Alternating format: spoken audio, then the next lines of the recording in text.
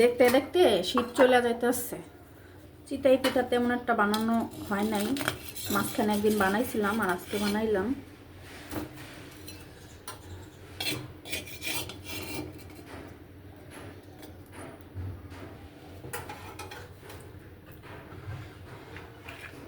একটা সময় ছিল মানে একদমই মানে আমার হাতে পিঠা ফুলতো না, এখন মোটামুটি অনেকটা হয় সুন্দর, আস্তে আস্তে হইব করতে করতে।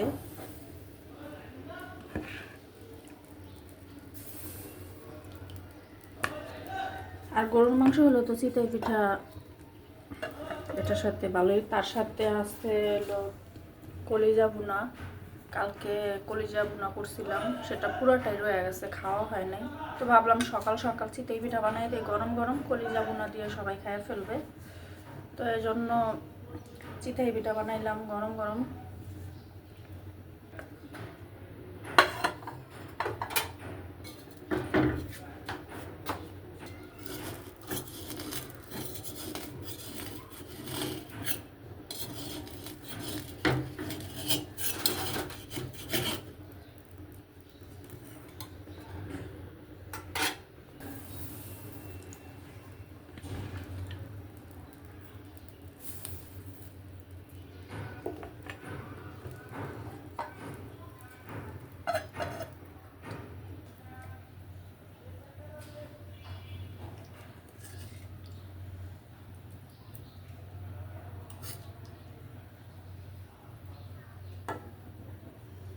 সাথে গরম গরম চিতই পিঠা।